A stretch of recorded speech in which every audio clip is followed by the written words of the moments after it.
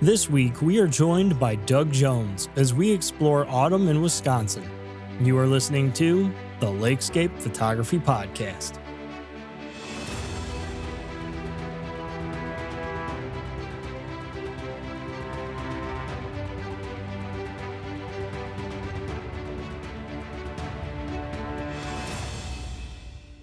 Hey everyone, and welcome to episode 28 of the LAKESCAPE Photography Podcast with your host, Nicholas Albert.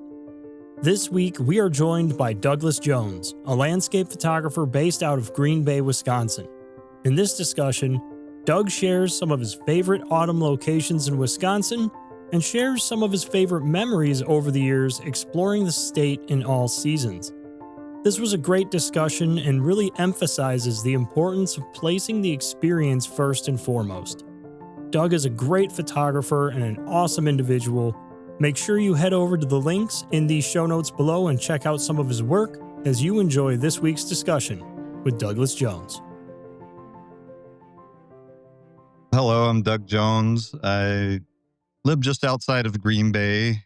I guess I would classify myself as a hobby photographer with a big Facebook following, I guess is my one claim to fame.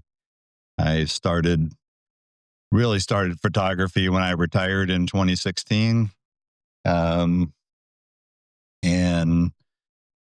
have been, with all that free time, basically been out shooting, especially not in summer, but fall and winter are probably my two favorite seasons for photography. But I've also traveled a good bit. I've been to 28 workshops, many in the U.S., but I've also been outside the U.S. I've got 2 workshops next year outside the U.S. that I'm attending, and just keeping myself out of trouble with photography. Nothing wrong with that, man. I understand you just got back from Iceland, too. Yeah, I went to Iceland twice with photography workshops, once in 2018 and last year in 2024. So both of those were late winter.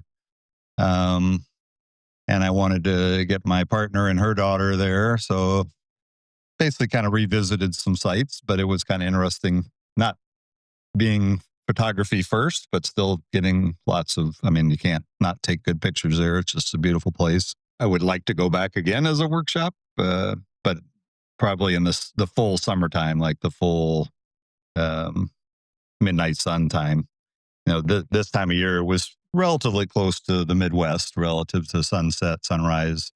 And of course, like all good times in Iceland, it was cloudy every night. So, of course, I don't get northern lights there. And then as we were talking before we started recording, I come home and have a big northern light storm here locally in Door County in Wisconsin on Sunday night. So I didn't fret too much about, I wanted them to see northern lights, but I've had plenty of chances to photograph northern lights. Yeah, just the Great Lakes putting on a show for you, welcoming you home just in time for fall color and the big seasonal change we're coming into here. And I like that you mentioned that your favorite times to shoot are fall and winter, because I fall into that same exact category. And everybody's like, "You like winter?" I'm like, yeah, it's pretty great because it's just, maybe it's going to sound bad, but there's not as many people out, and you've got clear night skies, you've got transformed landscapes, just like, in fall, but there's a lot more people that come out for fall color. And I would say generally my style of photography, I know you've had Brian Hansel on your podcast before, and he kind of preaches it, and I've kind of subscribed to it as well, as to simplify your photography. And I find winter in particular, it simplifies the landscape. So you can really, focus on your composition, but then you get, like you said, it transforms the landscape. Like Door County, the Cape Point is unrecognizable in the winter because it's just, if you like icicles, there's icicles everywhere, and you can get all sorts. I've done night photography. I've obviously done sunrises, sunsets there.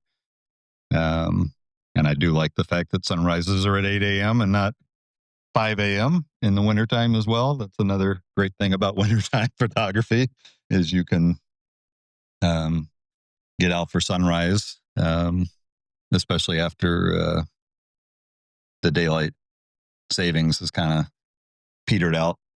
Yeah, that's something that Neil Weaver and I actually talked about in an episode of just a few episodes back when we were talking about the Upper Peninsula, which is another place I know you frequent, and how in fall you can basically shoot sunset at 7:30, still go and get a nice hot meal, relax, still get a full night's sleep, and then the sun rises at 8 in the morning. So you're not waking up at 4 a.m. and going to bed at midnight or just staying up all night and sleeping in the day, which is a fantastic part of, like we mentioned, both fall and winter.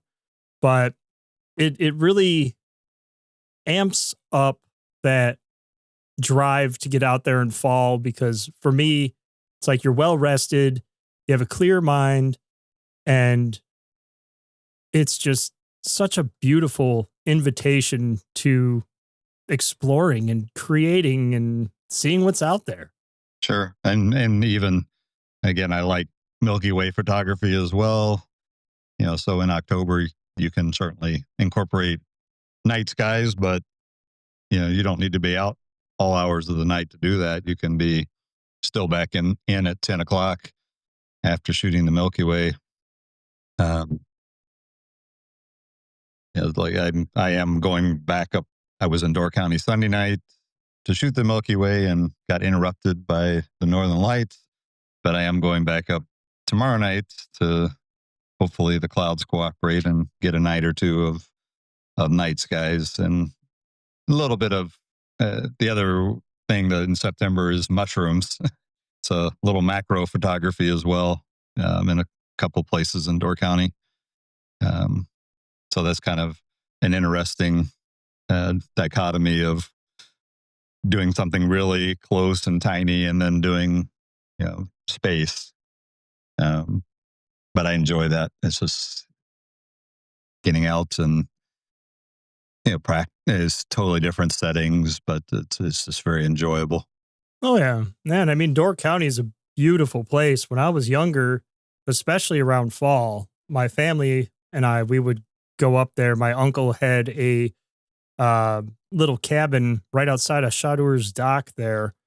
And we would go up there and we would explore, Egg Harbor, Sturgeon Bay, just really everything. And it was always just so beautiful. I loved going to Cave Point, and I feel like that's one of those like underrated places in Wisconsin, but it's becoming more and more popular. I know you shoot there. Summertime is very popular, but I'm still amazed. I'll go for sunrise, and I think partially because it's so early in the summertime. And it's still quite often I'm the only person there, or you'll get tourists that'll come after the sun's already up. But I love the pre-sunrise light there. The way the rocks and the nooks and crannies just seem to absorb that light just beautifully. But in the wintertime, I'm almost surprised when I see somebody there. and like I said, it's probably one of my go-to local places in the wintertime, just from especially if I've seen that there's been an east wind off of Lake Michigan, so the waves have thrown up mist and it's frozen. And when the water was high in 2019 and 2020, the trees even up on the shoreline were coated in ice. I mean, it was not great for the trees, and I'm glad the water went back down. But it was those 2 years, and especially during COVID, when you needed a little social distancing, photography and Door County were kind of my sanctuary for places to go that I didn't have to be around people, but I could still enjoy doing something that I enjoy. Yeah. Yeah. I totally understand that. A lot of people picked up photography around COVID and just being outdoors in general. And now we're coming into the best time of year, I think, to be a photographer.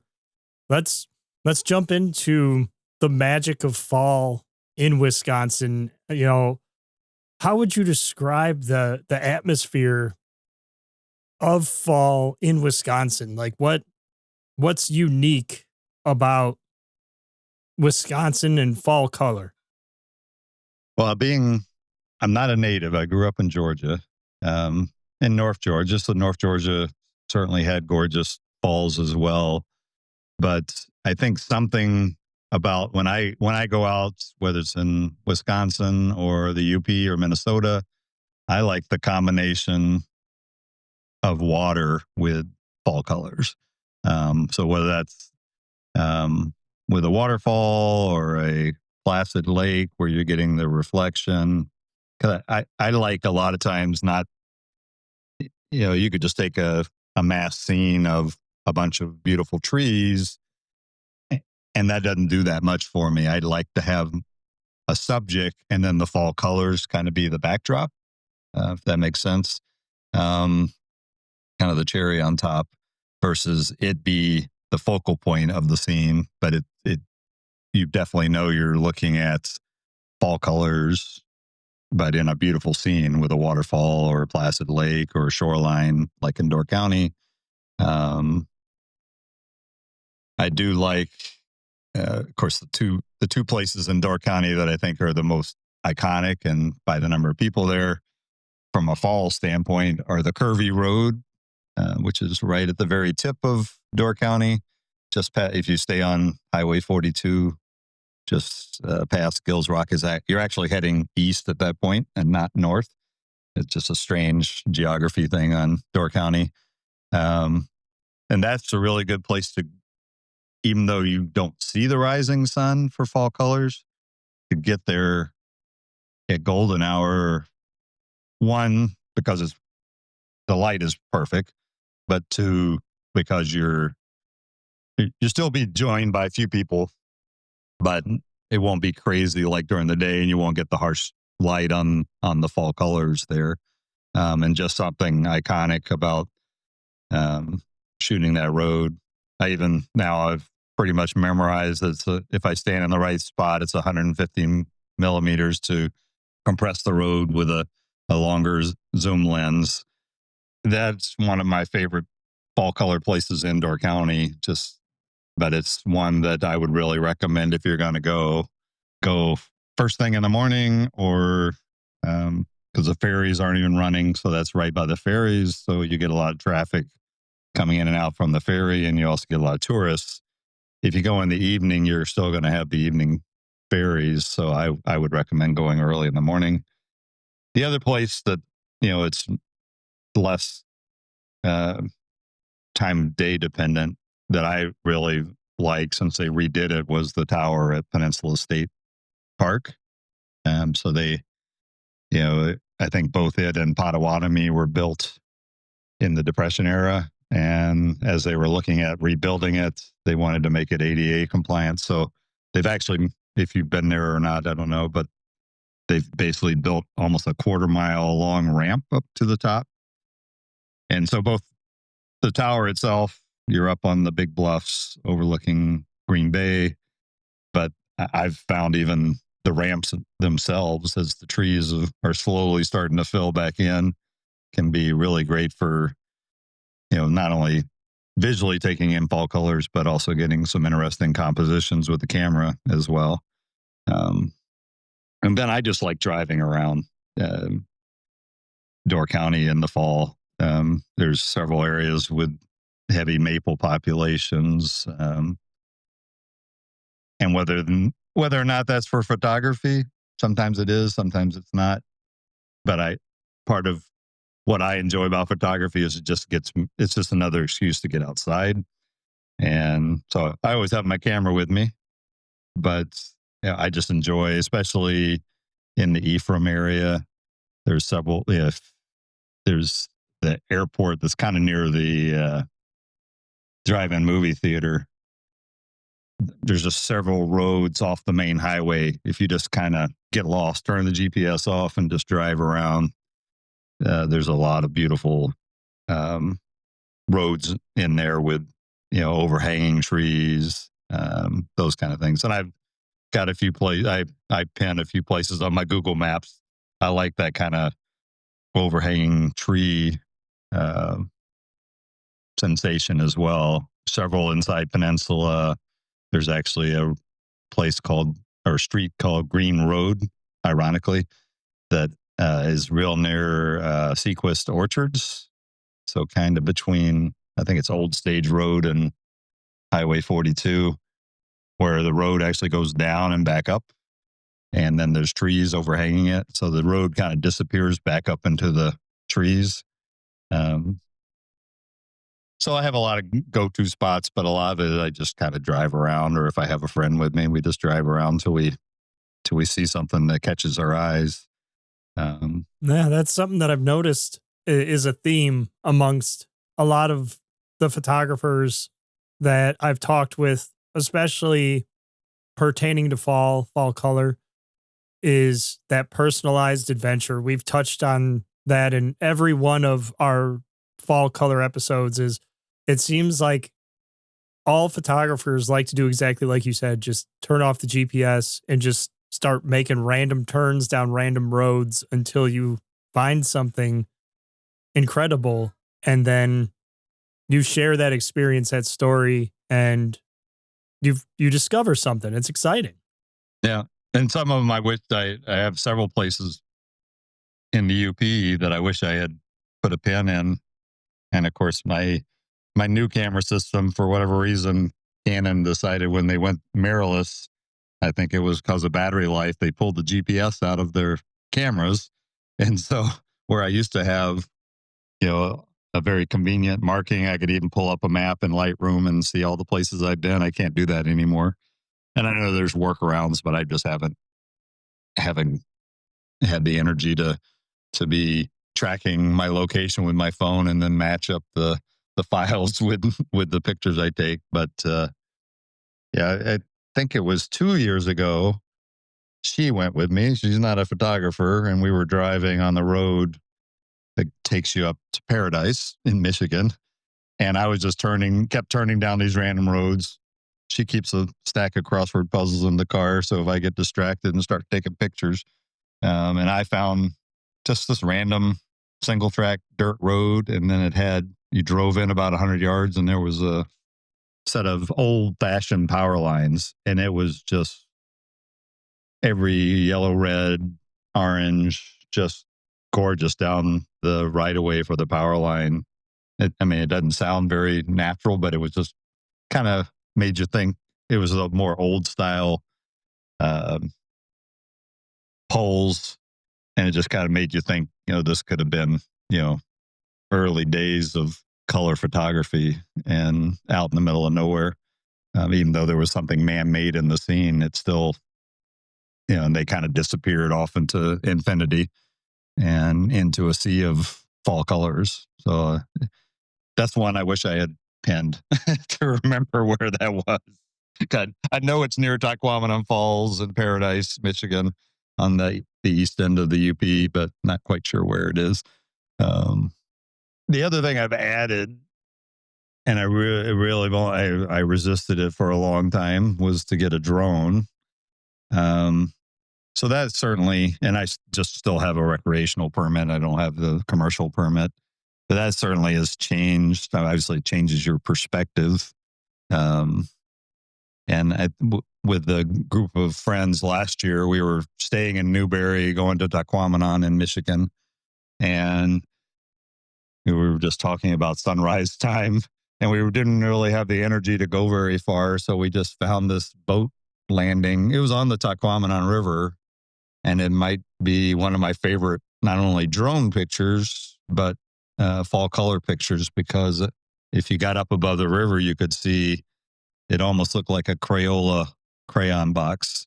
As it moved away from the river, the colors changed. So it just had this and it was, those fall mornings where you get that a little bit of fog. So there was a little bit of fog in the valley, just softening the scene. And, it was 10 minutes from our hotel in Newberry, so we were being lazy, and yet we were rewarded with and we all had drones. So we were just setting them up, and you could see Lake if you just sent it straight up, you could see Lake Superior to the east, and you could see the river valley that we were standing on, but you could see it from above. And of all the pictures I took on that trip, that was probably one of my top 5 pictures. Just kept in, you couldn't even see that from the ground until you got up and saw that just slow change from green to yellow to red as you moved away from the river valley. The river was probably slowing the leaf progression, and they were changing away from the river. Yeah, that's one thing that I am very much so looking forward to this year myself, is actually using my drone more frequently. It was this time last year actually that I had bought, I think it's like my 3rd or 4th drone now, but I was like, you know what, I'm going to get a drone, and I'm going to explore what I can. And I've come across very similar scenes where it looks kind of, I wouldn't say boring, but it's not as inviting from the ground. And then you fly up, sometimes even just 10 feet, and you get a totally different perspective, and it completely changes the feel of the scene.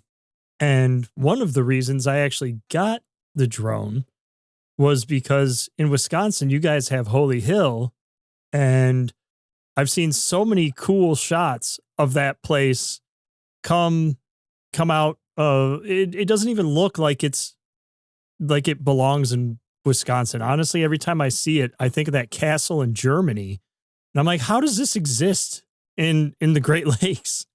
Yeah, and I mean, like you said, even just going 10 feet above can change your perspective. And that's a beautiful place. I've only been there to photograph it once, and it wasn't in the fall. But you just can't get that good a perspective from the ground. And yeah, I mean, yeah, my feed gets filled with fall Holy Hill pictures all the time. So yeah, I have the get the 107 license on my things to do list. We'll see if the winter. Actually, many years ago, I actually got my ground certification for getting a pilot's license, and I've heard people say it's very similar. So maybe that'll make it easier for me. We'll see. Yeah, it's not difficult as long as you go through the material and everything. It's not a incredibly difficult exam or anything. Yeah, when I retired, I actually Northeast Wisconsin Technical College here in Green Bay has a photography program, and I actually started that with no designs on necessarily finishing it, because I don't really like people photography, and obviously any photography program is going to have people photography in it, so I've kind of avoided those classes. But they did have a drone like a 4 or 5 week drone certification class, and I didn't have a drone at the time that they offered it, so I'm hoping that would make it simpler, just to kind of force me to sit in a classroom, be with somebody not online, and I learned better that way. But yeah, that was for about 2.5, 3 years. I both Lightroom, Photoshop, and then some of the, I wouldn't say I learned a lot more about photography going to workshops than I did going to in a classroom environment, but it was still good, and made a lot of friends with people much younger than me, but they were photographers. Yeah, hey, that's how it goes sometimes though too, and it's just another part of the experience, and it's one of the things I look forward to a lot in October myself is, you're going to meet photographers everywhere you go, and every time I go up to the Upper Peninsula, I drive through a lot of really great places in Wisconsin, and on my way back home, usually I'll stop at a few along the way, like Cathedral Pines. Sometimes I'll swing in there if I'm in the area. Almost always stop at like the Devil's Lake area or Baraboo. Try to, get into these regions. Are there any places in like central Wisconsin that you tend to gravitate to if you leave the Green Bay Yeah, area? I've been to Rib Mountain, and that's been about it. I went to a workshop down in with Brian Hansel in it was based out of Prairie du Chien. It was a summer workshop, and I really, again, not being a native, I moved here in 1990 from Georgia. Hadn't explored southwest Wisconsin, the Driftless area. I've driven through it to go to Dubuque and whatnot, and realize I need to get down there. I'm one of my other probably silly hobby for a 61-year-old is I like water parks. So I have taken my camera when I have a season pass, the Noah's Ark and the Dells. So maybe 40 minutes from the Dells. It's in a nature preserve, and there's this old stone house and barn, and I can't think of the name off the top of my head. I think it was occupied into the 20s and 30s, built in the late 1800s. And that would be a great place probably for fall colors. Probably because I drive down the Dells 4 or 5 times every summer, I don't think about driving back down there when the fall comes around.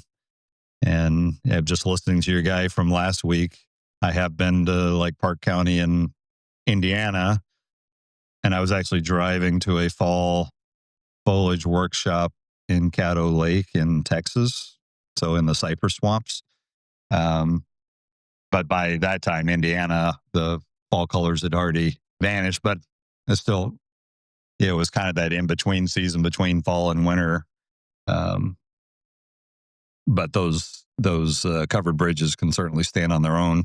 Oh yeah. Yeah. And it's interesting that you mentioned Caddo Lake in Texas too, because that's actually one of the places that I was planning to go in October, or not October, but for fall color next year as a kind of changing things up. Did you enjoy Caddo Lake? Oh yeah, I liked it a lot. I mean, and it certainly, from a technical standpoint, because of course you can't use tripods. And I guess I saw people who were paddling. It was with a workshop, so we were in power boats. And there were people in kayaks with tripods who were, I don't know that I would set my tripod down in the water and hope that there's a bottom, but they were doing it. So you really got to, trust your high ISO, relatively fast shutter speed, because, because of the boat moving, even if it's stopped, you're still potentially moving. But yeah, I would really recommend that. Is a gorgeous area. I, again, grew up in Georgia. So as a child, I went down to the Okefenokee Swamp and had even camped in it. So it brought back a lot of memories of the cypress swamps in Georgia as well. And just the fall color. I mean, the trees there look like, I always forget the name of the Asian art of making the tiny trees, bonsai trees, but they look like giant bonsai trees. Once you see them, you'll know what I'm talking about. But I would keep that on your list of places to go. Is definitely, you're somebody, if you told somebody who didn't know anything about it that you're going to a swamp in Texas, they might think you're buying some oceanfront land in Tennessee, but it's an interesting natural phenomenon. I guess like a natural dam that made it way back many years ago. And we didn't go into Louisiana. I guess the lake goes all the way into Louisiana. But the guides are actually making more money off photographers now than they are off of fishermen. That's how popular it's gotten. I mean, there's some really cool areas like that in Wisconsin too that I've just kind of stumbled across that, I mean, they don't have like the cypress trees, but there's some really cool, like different I don't know if they'd be classified as a swamp, but like protected wetlands and just some really neat spots, especially in the northern part of Wisconsin. Um, I've wandered around up there just coming back from the UP. You like you said, you just get off the highway, you start going in any old direction. It's one thing that I've actually noticed on my way up. Once you get north of Wausau and start coming into Minocqua, it's like there's these tiny little lakes all over the place, all the way until you hit Lake Superior, basically. And, you know, there's been a few times where I've just said, you know what, I'm going to just explore this. No idea where I ended up. No idea if these places have names, but it's absolutely beautiful back there for fall color, but really all year. Yeah, I'm thinking last year we had spent the night in Munising, and one of the guys in our group had been with another group of photographers, and he knew about this lake, maybe 25-minute ride, and there was so it was a drone shot, where the island was all in color, and of course the shoreline around the lake was all in color. I would have never found something like that, but if you started looking on Google Maps, you probably would have said, "Oh, here's a lake with a island in the middle." And yeah, I call it armchair reconnaissance. Between Google Maps and photo pills.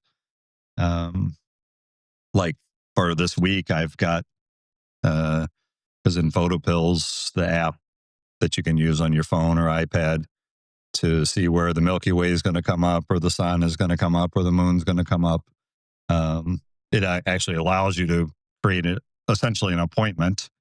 And so I scout out a bunch of places sitting in my armchair in the living room, and that at least gives me a menu of options, which if I can do them all, great. But, sometimes you go one spot and the clouds are not cooperating. So go to another spot. That just allows a lot of flexibility. I mean, I like freedom, but I also I was in the Army. I'm a mechanical engineer when I was working. So I like a plan too. But I do like that, spontaneity that results, sometimes you get nothing out of it. And sometimes like talking about driving around the roads of Door County. I was driving down a road near Carlsville where the Door County Coffee and the Peninsula Winery are. And I look over in the field, gorgeous fall colors in the back, and there's two camels in a field. So I drove past, and I'm like, oh, wait, I have my long lens in the car. I turned around, came back, pulled out the side, and probably one of my favorite fall color pictures in Door County. I have two camels sitting out in the field, and apparently they're still out there from time to time. I was going to go by there the other day. I will probably check it out again later this week just to see. It's like the last left turn you can take before you get to Carlsville as you're heading north from Sturgeon Bay. Something you don't expect to see in no, you don't in Door County. To see a camel with fall colors. I guess the only other time outside of a zoo that I've seen one is in Morocco, so that's kind of different. But yeah, I certainly have places I go to all the time, and because the light, the sky, the colors can make it different. But like Cape Point, which I've probably been to over 100 times, I find myself trying to extract more out of it. Have I thought about this composition, or it's actually become one of my favorite places for night photography too. You can, I would say, earlier in the summer, you can catch the Milky Way along the side of the cliff there. I've done star trails there, even like a blue hour star trails while I was waiting for the Milky Way. Yeah, there's a lot of opportunity over there for sure.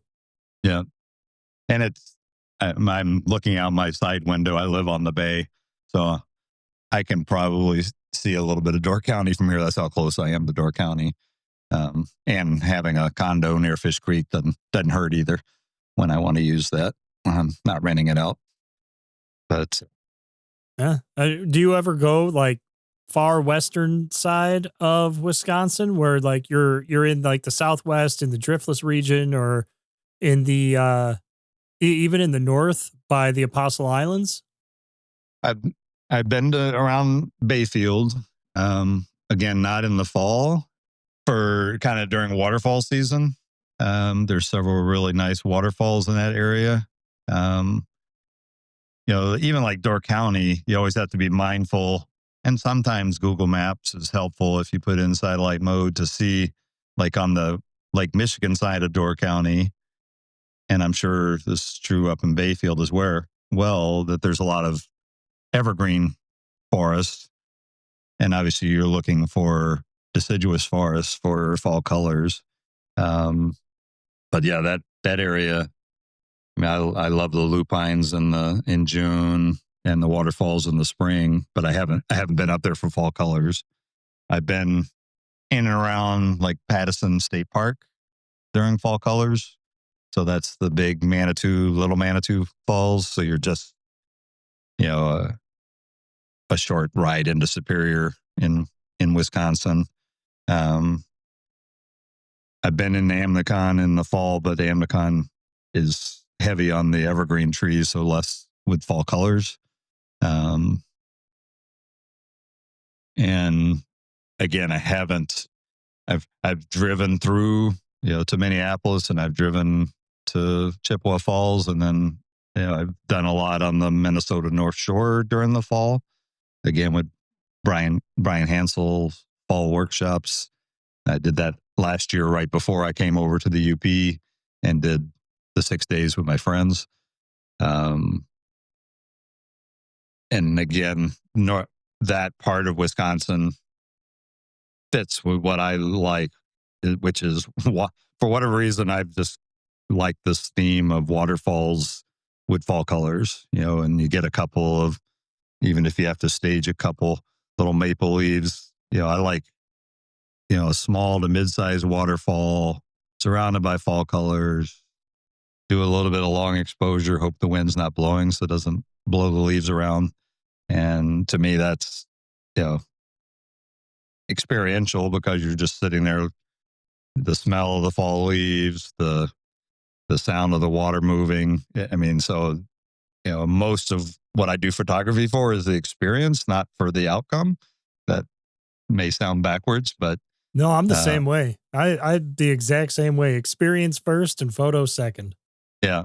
And, a lot of times it's, kind of like the player in the end zone. I just hand the ball to the ref. Okay, I got that play. And it's on to the next thing. I enjoyed the experience of getting there, and now let's go experience something else. It's, it's the journey, not the destination kind of thing. No, but I like that you've mentioned a couple times there that you like to include a subject with your fall color, and that you're using the fall colors as a complement to your subject versus them actually being the subject of the image. Because yeah, I mean, I have some images where I'm zoomed way in on the trees and I'm focused just on the light and the color. But then in others where some of my favorite images are, like you said, you're focused on a subject. Maybe it's a waterfall, a shoreline, could be countless different things. And the fall color is actually complementing it and helping to tell the story and helping to kind of transport the viewer to that place and time, and just invite that feeling you were just describing. I really like that relationship you've put out there. And the other thing about, I talked about simplicity. I think the other thing, and, having a Facebook page that I post on every day. I'm at over 49,000 followers, hope to be over 50 by the end of the year. So a lot of what I try to do, certainly if I show them a picture of Cape Point, there's only one Cape Point, but I also try sometimes to just make a picture that could be anywhere, and they don't have to feel like, well, if I've never been there, I don't really get it, versus just keeping it simple. People have seen waterfalls, people have seen fall colors. It doesn't have to be one of the waterfalls everybody knows about. It's just a simple stream in a deciduous forest. And most people have seen that in their life, hopefully, without really getting into, well, this is this such and such waterfall, or it's just more. Yeah, like you said, I remember doing that when I was a kid, going camping in the UP, and my parents taking me to a waterfall, or without it having to be a specific waterfall or a specific composition of fall colors. I think they're amazing, but after a while, they can get a little boring if you don't have something else to bring the viewer in to that image. Yeah, and it's like you said, you're simplifying. It could be anywhere, right? So it doesn't have to be the big grand sweeping scene, just as it doesn't have to be the most popular place. You can find, one of those smaller areas, a stream, a little, a thin waterfall coming over a small ledge in the middle of a forest with fallen leaves all around, or even just zooming into that water and accentuating those fallen leaves as the water rushes through the frame. Those little scenes, like you said, it can be anywhere. It could be Wisconsin. It could be, take your pick. Wherever, leaves come down and there's running water. To call it a river would be a stretch, but they do call it a river. It's called Red River. It's just south of the Door County line, and where Kewaunee County touches Green Bay. And there's a little river and a park there. And I've been known to go pick up a few maple leaves and drop them in the river, have them kind of cup and float, and then just take out my zoom lens and try to catch different, before they start to sink. But it's just, everybody's seen leaves floating in a puddle or a lake or a stream, and it's just something simple, but it could be anywhere. It doesn't have to be in Red River Park. It could be, I have followers from all over the country, so it's always interesting to have people, especially with my winter photography, and being a former Southerner, I understand people that don't like the cold. I actually enjoy the cold, but lots of people that think, well, that's really pretty, but I'm glad I'm not there. Yeah. Especially, as we roll into October, it's hard to believe we're recording this halfway through September, but when it comes out, when this episode releases, we're going to be knocking on October's door. And, it's one of the things I love about October the most is the dynamic weather, that one day it'll be 70 degrees and sunny and it'll be like, oh yeah, this is comfortable. I like this. And then the next day it starts cooling off. Maybe you get a little bit of rain, and then it can snow. It can thunderstorm. It can be 70 degrees again. It's like literally take your pick of conditions. You're probably going to experience them. My daughter went to northern Michigan and Marquette, and I went up to visit her. We were going to go look at the fall colors of Picture Rocks, and I got there and it had snowed. And this was before I was into photography. So it was either with my cell phone or my old Canon Rebel that I used to have. But the maple leaves had fallen onto the snow around the trees. And it was one of the most beautiful things I've ever seen. And so I keep wishing that we get a snow. I'm one of those photography weirdos that we'd get a snow while the leaves are still around, so you can get the leaves sitting on the snow. Because again, leaves sitting on grass, it kind of complicates the scene. leaves sitting on snow. It is, you just get the leaves. It just simplifies the image to me. That's a good point, though. Like, I really like that you're emphasizing that simplification, because I've talked with Brian on the podcast here and both in private and podcast and everything else. But that is a valid point.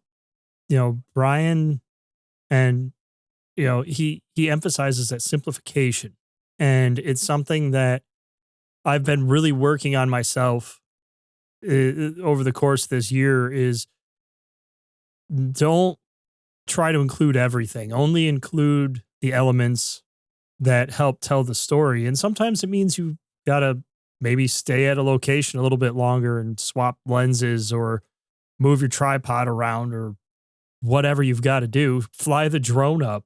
If you just can't figure it out on the ground, fly your drone up in the air and check it out that way. Maybe that's the answer. But especially in October, you have there's this huge, vast palette of colors, and simplifying it, you can create some pretty impactful and amazing images.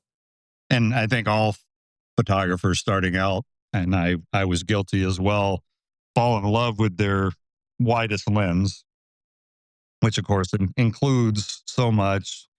It tends to distort the scene. Obviously, your background gets very tiny. I have found myself using my 70 to 200 a lot for, a bunch of different reasons. Obviously, it compresses the scene more, but it also, by not showing everything, it simplifies the scene. So if I know, like on the Lake Michigan shoreline in Door County, I know of the places that I definitely want to make sure I have at least my 70 to 200, if not even longer, to try to compress that scene and simplify it. Especially just south of Cape Point is the state park, the Whitefish Dunes State Park. And there's a beautiful trail that, even though it's Whitefish Dunes, I've even had people argue with me on social media, this can't be Whitefish Dunes, there's no dunes. But it actually turns rocky as you start walking towards Cape Point. And there's several places where the rocks kind of jut out into the lake, but that allows you to get a long vista down the shoreline. So there's, whether it's especially wintertime, sunrise, sunset, you can almost in that area turn 180 degrees and take a sunrise and a sunset picture almost in the exact same spot there.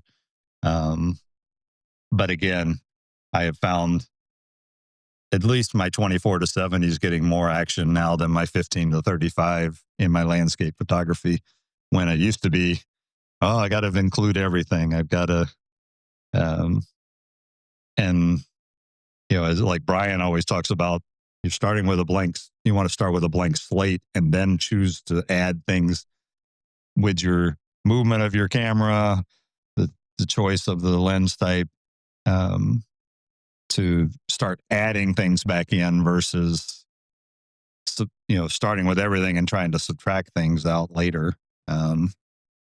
Yeah, that's very valid and accurate. And I think all photographers, as they progress through their journey, we all have similar experiences where, same thing. If I rewind 10, 15 years, my 14 to 24 was the lens. It was the only lens. I shot everything with that lens. Then I'd come back and I'd look at the pictures and I was like, I don't know, like they just don't feel right. And then I started moving toward the 24 to 70. And now, similar to you, I use my 70 to 200, and I actually even carry a 2X teleconverter on me to make it a 400 millimeter lens when needed. And I've used that.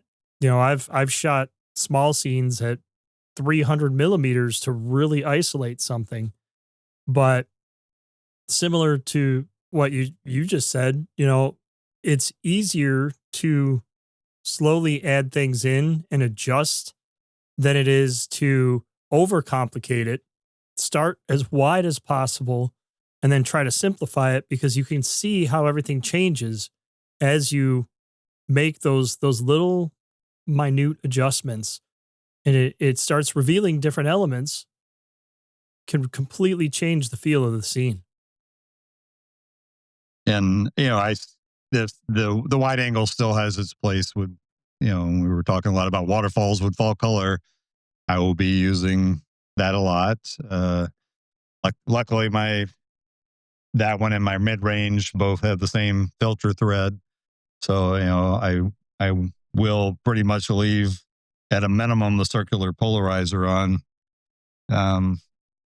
for the fall color, and then I've got a bevy of the combo filters with the circular polarizer and the ND together.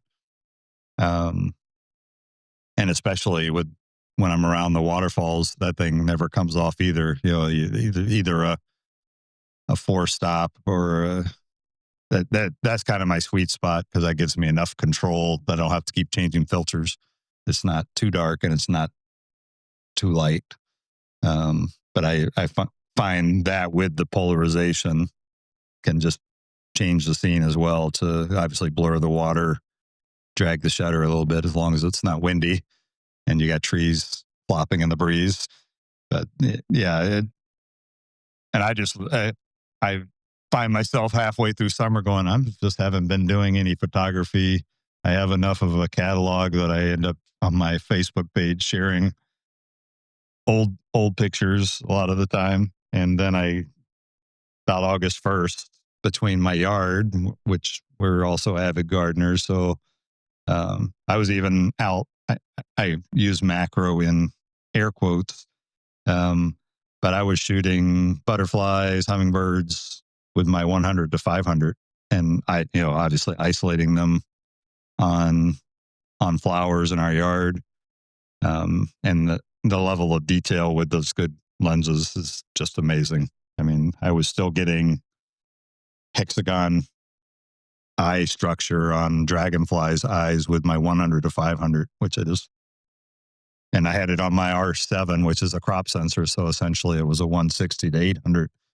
And I was shooting some of them at essentially 800 millimeters and still getting amazing detail.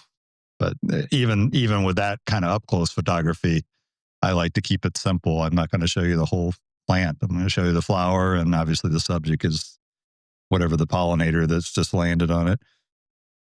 Yeah. I mean, that makes perfect sense. To simplify it, tell a better story. As far as if someone was coming to Wisconsin or driving through or going to be in Wisconsin during peak fall color, what are a few of the areas that you would recommend as being best examples, best places, best experiences for fall color in Wisconsin? Well, obviously, knowing Door County like I do, I mean, it's the greatest concentration of, there's 5 state parks in one county. There are also very nice county parks. Cape Point is one of them. And then there's also land trust properties. So if you just look up Door County Land Trust, you'll see all the locations. And I think there's about 15 or 16 that actually have parking and hiking trails. And you can just get out, whether it's for photography or just for a day hike. Those are some of the best kept secrets. Oftentimes I'll park at one of those and there's not a car in the parking lot. And you're going through, Door County has so much variation in the fauna. You can be walking through evergreens, and then the next thing you know, we're in a deciduous forest with mossy green on the forest floor and yellow and oranges all around. So, I mean, there's certainly places a lot of people go in Door County, but I would also say, look at the county parks, look at the land trust properties. And as for the rest of Wisconsin, I would just generally say the state parks are, like you said, Devil's Lake. I've been there several times, somewhere where you can be around that combination of water and fall colors, But you can do that, like you said, just driving the back roads, especially up in what we say up north or the North Woods here in Wisconsin and get into the UP. There's, the glaciers left so many natural lakes, and just driving and seeing them reflecting, on a calm day is just amazing. And you can find spots that hardly anybody's at, and a lot of times I find Google Maps to be such an exceptional tool. You can make sure that you're not, I always want to make sure I'm not trespassing, obviously very important, that I'm using the public space that's available, things like boat launches and little county and town parks, can just be some of the best places to just sit and, that not just the sights of the fall, but I just love the smell of fall too. Just to sit there on a little town park somewhere and, and there's nobody else there, just you, is almost perfection. Agreed. It's all about the experience, like we talked about. It's an experience of not just visually seeing it and being present there, but an experience, something you experience with all your senses. You smell it, you feel it, you almost taste it, feel the wind. It's magical and it's transformative, just like the season itself. And all these places you mentioned are absolutely beautiful, and like you mentioned as well, you've been to a lot of them. Where can people check out your work, find some of your photos, and see some of the images that you've taken in Wisconsin and all around the world? So I have pretty much put all my eggs in the Facebook basket. Some photographers don't like Instagram because of the way they make you crop photos, or at least used to make you crop photos. So my Facebook page is Douglas Jones Photography. I post every day at 7 a.m. Central, because with the business page, I can actually pre-schedule, so I don't have to wake up at 7 if I don't want to. And then when I have a lot of content like I do now, having been in Iceland, having had Northern Lights this Sunday night, I'll oftentimes have another post at 4 o'clock every day. I do sell pictures, but I very quickly after retirement decided that wasn't my objective. It's more people asking if they can have a picture. So I do have a print website at douglasjones.smugmug.com. But usually I just encourage people to come to my Facebook page. If there's something you like, I can always upload it to that site. I also just get a lot. I mean, I do a lot of walking. Just in my old age, I used to be a big runner, and now I've done more walking than running. So I try to respond to every comment. And there'll be days that I could have a couple hundred comments and 1,000 likes on a good post. But there's a lot of people that aren't financially or physically able to get out to some of the spots that I'm doing. And I've just come to enjoy that. And, a nice comment to me is frankly worth more than me selling an image. So, it's about the relationships you build and the people you help inspire, and so I have friends that sit at art shows and sell stuff, and God bless them. I don't know if I could sit there all day and have people paw over my pictures, but anyway, yeah. So those are the two best ways to find me. And yeah, I mean, I've got to be up to maybe 36 or so people that I've met out in the wild world that have like, oh, you're that Doug Jones on Douglas Jones Photography. And, I get a little bit of imposter syndrome to think, yeah, I'm just a retired mechanical engineer doing something he loves. And glad that if I make somebody's day a little better by seeing one of my pictures, so be it. I enjoy that part too. That's an excellent outlook, and it's a beautiful journey all the same. And I really appreciate you jumping on and joining me for an episode. And I'm going to go ahead and put all your links in the show notes below as well. So you guys listening can go and check out his work, give him a follow on Facebook, help him hit that 50,000 by the end of the year. And I just want to say thank you for joining and jumping in. It's been a great discussion. I appreciate it, Nick. Good talking to you.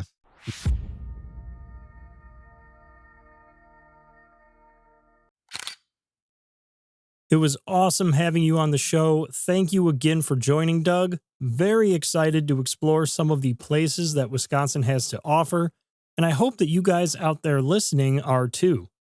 Next week, I'm going to be sharing some of my favorite landscapes and locations right here in Illinois as we continue the countdown to fall color. I hope that you've all been enjoying it thus far. There's much more to come. As always, I will see you guys in 2 weeks. Take care, everybody.